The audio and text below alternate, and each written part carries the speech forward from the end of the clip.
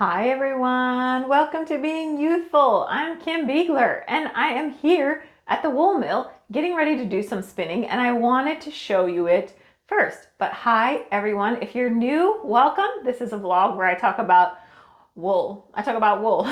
I talk about all sorts of wool, owning a wool mill, yarn, knitting, all the things. So welcome. And if you have seen me before, if you're coming back, thank you for coming back. I've missed you all.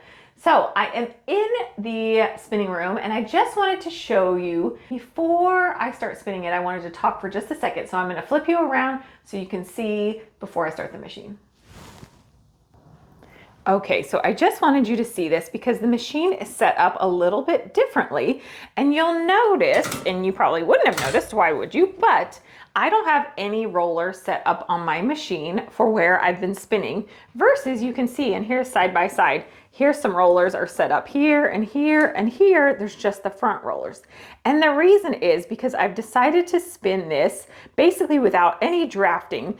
When it spins, it's just going to be putting the twist into the roving. It's not going to be drafting the fiber out any thinner. So okay, so if I grab the roving here, basically what I'm saying is it's just going to go through the machine, and generally speaking, I would be drafting this out between the rollers. So it would be trying to make the fiber thinner for me so that I could get a thinner yarn. Instead, I have basically got the roving set up how I want it. So once the spinner starts, all that's going to happen is the bobbin's going to turn and there's going to be twist added to it. It's not going to do any drafting. So it's going to make a very bulky yarn. So I just wanted to show you this before I start the machines. And actually, before I even start the machine, we're gonna go to me talking about stuff, and then I'm gonna show you the spinning videos at the very end. So way to be teased about this fiber, but you'll have to wait just a few more minutes to see how this yarn turns out. Okay, see you guys inside the mill. Hi everyone, how sneaky was I doing that little teaser at the beginning of the vlog? So you'll watch a little bit further to see how the yarn turns out for Yarn Club. I've got some here, so I'll show it to you, but at the end of the vlog, which I'm gonna try to keep this short, at the end of the vlog, I'll have some mill videos where you see more of the bale being processed.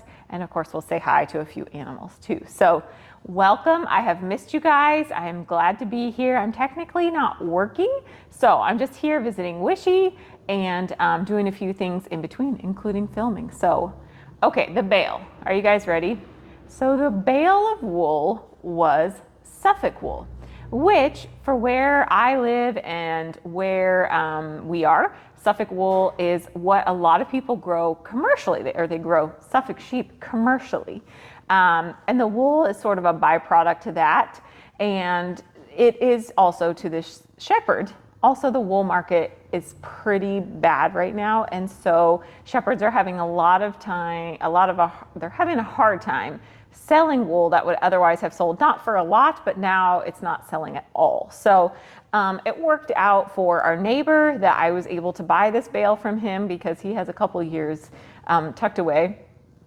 So it worked out for them. They were excited to sell some wool. They have beautiful wool. It's part of the reason I was attracted to buying this bale, which I don't usually do, is because I've seen the sheep out for years and I know how well they're taken care of. I know that they're not covered in vegetable matter, which when you're dealing with a breed that is more often grown for the meat side than for the wool side, the wool is not important and it's not really it's not taken into consideration. So I knew that the wool was in good shape, so that was exciting. So I'm going to show you a little bit of it, some clean locks here, and I've got Wish on my lap, so just bear with me. She needs extra attention these days when I'm not working as much. So here is some of the Suffolk wool washed up. Can you believe? I mean, it's hard and this is really some beautiful locks.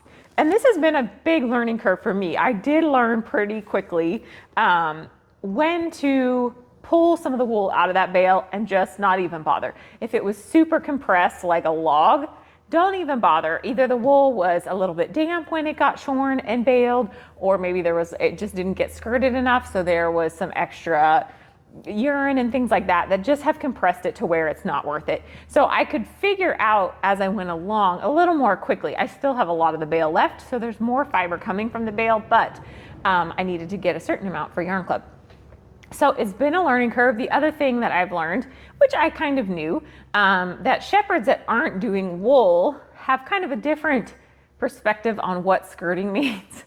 And from no fault of their own, for the most part, they are doing a really light skirt. Like they're taking the heavily soiled stuff as far as urine and feces, they're taking that out. The rest of it goes into the bale. So, which is, you know, they're selling bales for commercial processing for the most part. So it's very different when you're doing individual fleeces, the amount of skirting that I do. So there's a fair amount of that bale that is waste wool that will end up on the farm filling ditches, but that's okay. There's still a lot of beautiful wool. So I figured out fairly quickly how to find the beautiful wool, how to spend time on this wool, and to let the other wool go, and that's okay.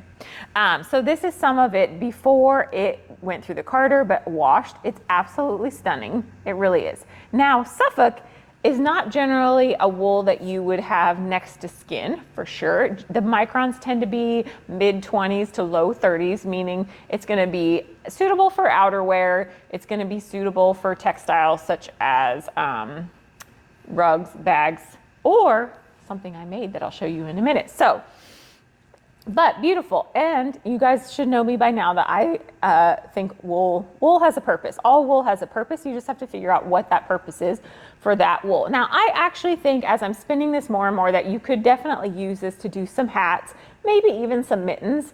So it depends on your comfort level with just a little bit. I mean, it's definitely not for here. But anyway, so Suffolk wool. It's considered a down breed. It's got a lot of really dense, springy crimp. So down breeds have a lot of spring to them, which makes it a little bit more challenging when you're spinning it because it doesn't draft quite as well on the spinning machine as some of the other wools do. I've had some of the similar issues with Dorset, with Horn Dorset, where it's so springy, it's just a little bit harder for my spinner to spin. So, and because when I started, I wasn't pulling the absolute best of the wool out, it took a little bit of finagling for me to get to the finished product that went out with Yarn Club, but I loved it. And it got me a little bit outside of my comfort zone in what I usually knit. And I hope it got people in Yarn Club a little bit outside of their comfort zone as well. So first I'm going to show you the roving. And so here's some of the roving off of, and it is really beautiful. It's so beautiful. Sorry, you guys, that was my washing machine saying time to turn me. So it's so beautiful that I had to take some home, and there's a lot. So I had to take some home to spin up at home. So there is a little bit of this in the online shop currently. There will be more. And if you go there to buy some and it's sold out, just send me a message and say you're interested, and I'll put you on a list for as soon as I get the next Yarn Club done, I'll probably process out more of the Suffolk. But this is the roving. It's really beautiful. I'm just really thrilled with how it's turned out and how much it's taught me about going, just about the processing of this type of wool, to be able to use a wool that is not necessarily, oh, you're really not going to find a lot of this in yarn form. And to find Suffolk in such great shape with such little VM is not something that you find a lot around, especially around here. It's just not something you find a lot of. So let me show you, because I have been absolutely addicted to spinning it. Here is what I am getting up on my spinning wheel. And it's spinning, there, that's a little bit better. You can kind of see. It's spinning up so beautifully. I'm getting a really nice, consistent yarn out of it, which of course is a combination of the processing, how it's coming off the carder, and how I've processed it up to that point, and of course also my spinning. But this is a fantastic wool for beginning hand spinners. So if any of you out there are beginning, you're in my course, which I forgot to mention, but I will, this is a really good one to play with. It's also just a fun, different wool if you've been spinning for a while. So this is how it's turning out here. I'm going to show you Yarn Club. And all my Yarn Club people have gotten it by now. Here's Yarn Club. They actually got a green color because, well, it was the holidays. So I had to go a holiday color as I tend to do. But this one, I had a couple skeins left that I just dyed up with a color that I've been loving. This is a periwinkle. And what I really love is you can see how varied the colors are. It's very tonal. Part of that is the spinning, and part of that is just how I dyed it so that the dye would take up differently. But so this is a singles yarn. It's a bulky weight. I have one of these that is ready to go. These are about 110 yards, but they're bulky weight, so they weigh at least 4 ounces. It's quite a bit of yarn. I have one of these that can go that's in the online shop, and then I am doing more dyed to order, or made to order, I should say. Literally made from the beginning all the way through. But you do have a little bit more option. I'm letting you pick what color, and don't throw down a weird color. If you say red or you say whatever, you're gonna get something in that range, but I'm not going super specific. So keep it to the primary colors, but it's an option, and I'm gonna show you what I did with it, which is why I got super pumped. I was a little hesitant about it until I started, but I made this little, okay, give it a little grain of salt because I was not reading my pattern very well, but it's a little basket. And I have been wanting to knit a basket forever. So this is knitted up. It was probably, I'm gonna say, I'm not even sure if it was 70 yards, but maybe it was 70 yards to get this size. The pattern I used is Round Nesting Basket by Heather Pelletier, and I will put that in the show notes, and I'll also put it below. In the club, I also recommend another pattern that is for baskets, but I am so in love with this. And it was just outside my comfort zone. I was so excited to be able to find a good use for this fiber, and especially for some of the wool and the bale that wasn't the like pristine stuff. So anyway, they got in Fiber Club, they got skeins of this in a green. So there it is. The first to come out of the bale. And then, like I said, here's mine. And so it's gonna be very, very different. I'll show you this plied up for sure when I get it plied up next episode, I'm sure. So you can see how different, just in the way that it's spun, how different the yarns can come out. But there it is. There is the Suffolk. The wool bale come to life. And it just truly floors me that I can take something that looks so gunky in that bale, let's be honest, that bale looks a little gunky, and turn it into something that looks like all of this.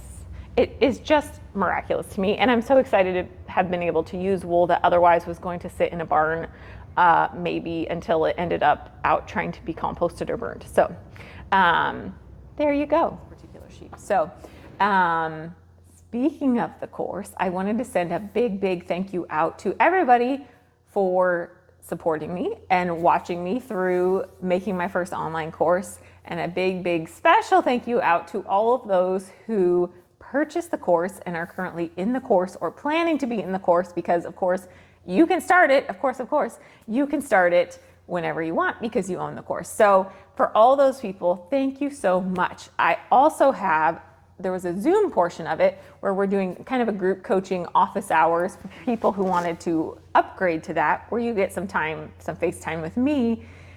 We are having so much fun in that Zoom group. So if you purchase the course and you purchase the Zoom, come on in if you haven't been in. A lot of the time we're just talking about wool, because when you start hand spinning, you really want to learn more and more about wool. So a lot of it is just talking about wool, in addition to if anybody's having any issues or where they're at if they've started the course. If you purchased the course and you didn't get the Zoom portion, just send me an email and I can send you a link and you can add that on. Just let me know. It is fun, and I think part of it, we've all been talking in the group, it's not even just the part about me being there to answer questions, but it's also about having a bit of a community of people in the same place as you. And it's, as some of the people in the course are saying, it helps keep them moving along in the course, knowing I'm there twice a week. They don't have to come in twice a week, but it's sort of the people that are, they're like, it keeps me moving, because I don't want to come on and be like, I've done nothing in the past 4 days, which of course you can, but it's kind of keeping people moving along, I think. So that's great, inspiration. And it's so fun to get to know everybody and talk. So Thank you so much if you purchased the course, for listening to me talk about the course, if you're in the Zoom. But like I said, if you want to add on the Zoom and get more information or be part of that community, just send me an email and I will send you a link and you can add that on. So thank you, thank you. The course will be available again at the end of February. It will go for sale again. Yeah. And I feel even more confident about the course now, having gone through the whole process and really realizing how amazing it is as a style of learning. So hopefully I'll see some of you join in February. But until then, you can go to my website, go to the Wool School page to get that free download about spinning wheels. If you are thinking about it and you want to start looking for a wheel, go to my website, grab that free download, and start looking for a wheel. Okay. So one last thing I was going to talk about was what I've been working on. So in addition to spinning, which I have been doing a lot of, and knitting baskets, I also started a pretty exciting project. So here she is. This is, if I can get her right, here she is. Every Which Way. Yay! You would think I would know the pattern name off the top of my head, but I do not. So I will put it here and I will put it in the show notes. But this is 100% hand spun Shetland, not my Shetlands because I don't have this color, so I bought it from another farm. And it will be a sweater. You can see, here's where my head goes, here's where my arms will go. And I only started this probably a week and a half ago, so for me, this is flying. And I am knitting it on a size 6, which is a little smaller than I had wanted to do with this yarn, and I actually hesitated after I got it cast on. I hesitated about, is this the fabric that I want? And then I realized, yes. So my gauge had been a looser fabric because I had done it on a 7. I realized that I did like this because, one, it's brown, so I can wear it to the mill and not be quite as concerned about it showing dirt if that gets on me. 2, I am freezing all the time.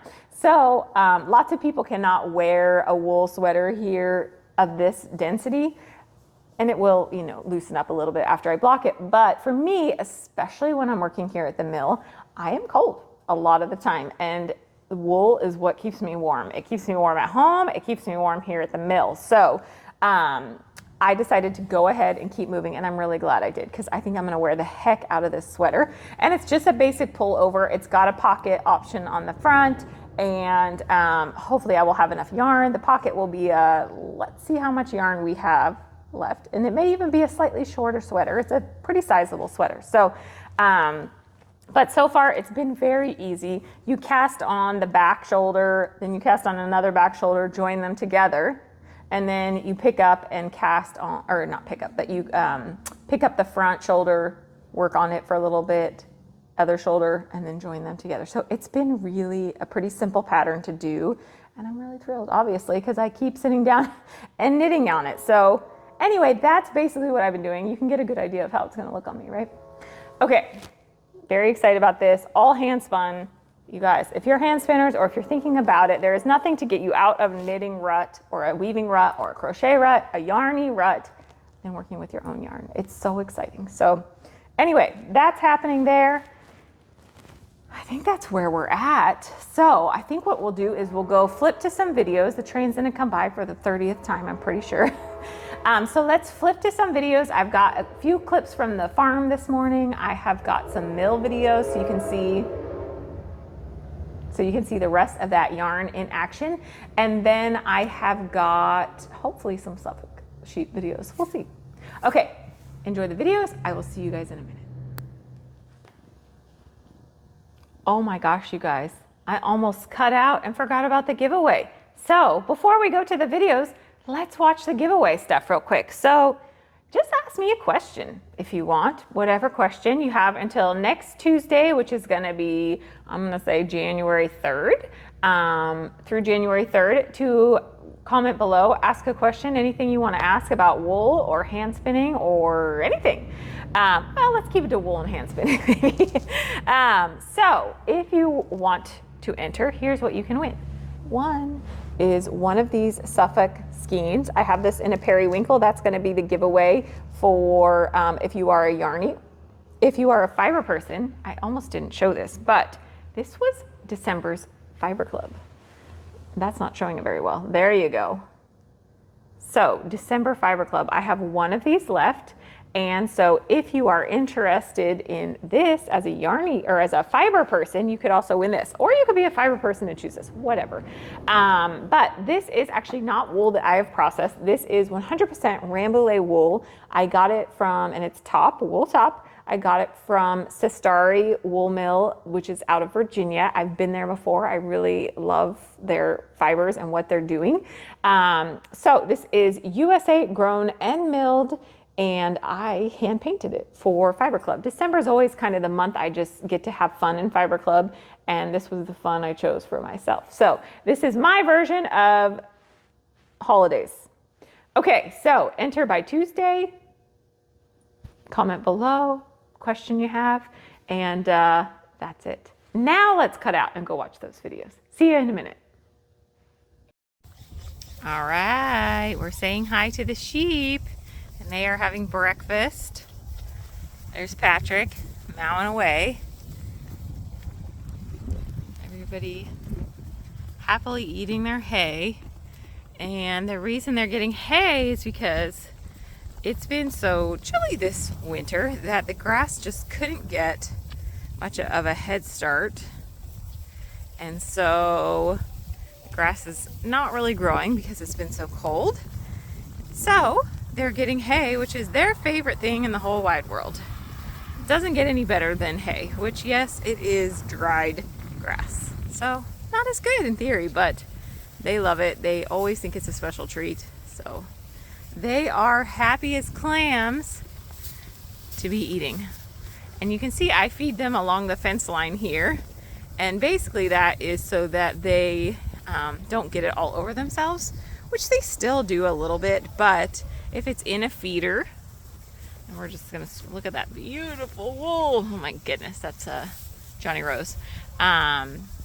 If it's in a feeder, kind of up a little higher, then they tend to just yank it and knock it all over each other. So we feed them kind of in one spot on the ground in an effort to keep them a little bit cleaner and from having a lot of vegetable matter in their wool. Okay, happy eating, guys. All right, here's Miss Junebug.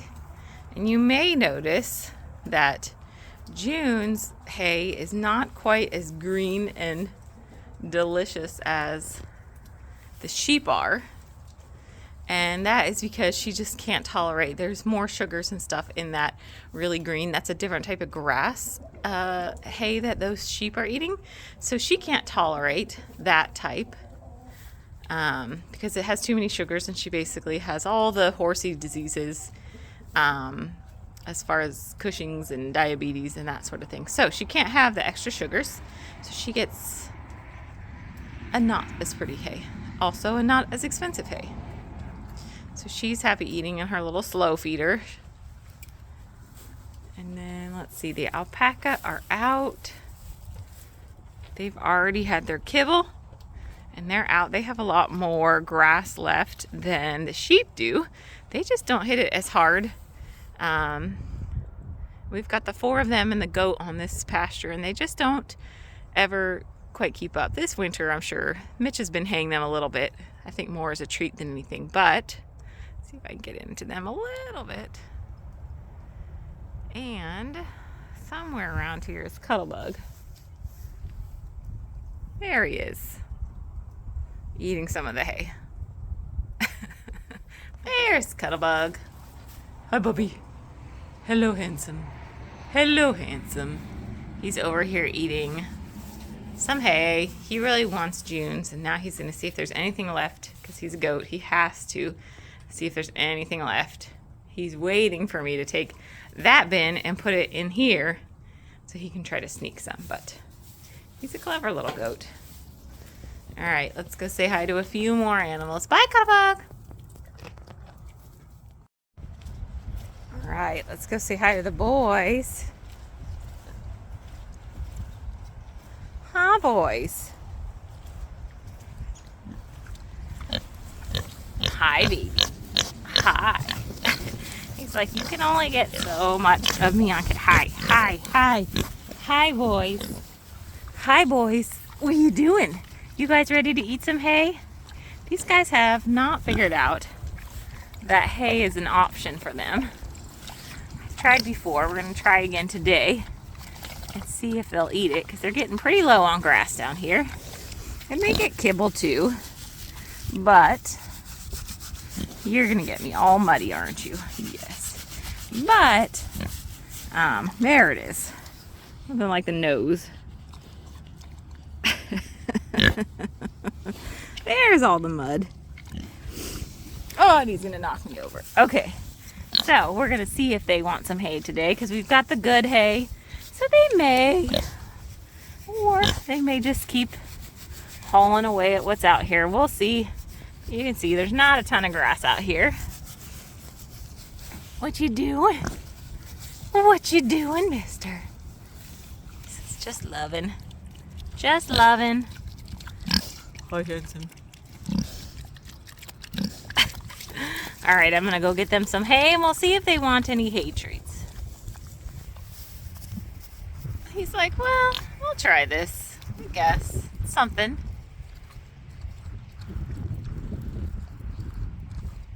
Not too sure. But he's like, I'll give it a go. Seems like an option. I'm gonna go get Frankie some, or Johnny some. And might be time. Okay, are you finally ready to see this beautiful wool from the bale on the carter? Amazing, right? And it looks stunning. And it's carding up beautifully. So let's get this running and you can see the other end. I'm so happy with how the fiber is turning out. A bit of a work involved to get it here, but worth it. So let's go over and see how she's coming out.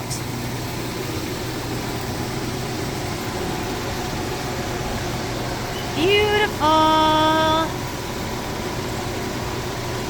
Absolutely stunning. I'm so excited. Okay, now while that's going, actually we're going to stop that so I don't lose track of what I'm doing there. We're going to go over to the draw frame. So this is the second round through the draw frame. Usually I would do the first round, I would take 3 rovings and put them together in here. And then on this second round, I would have 2 rovings together. But you'll see I only have 1 roving going. These are going separate. So let's go down and see what's going on the other end. And I'll let you take a peek inside here. So you can see they're kind of they're just getting brushed a little more parallel. And then if we come down, here is our end bit, and it's a little bit thinner. So while it's on the draw frame is drafting it out to about half of the diameter, half of the thickness as it goes. So actually a little more than half. So this is a lot thinner than the roving I would usually take to the spinner. And you will see why in just a minute. We're gonna head over to the spinner.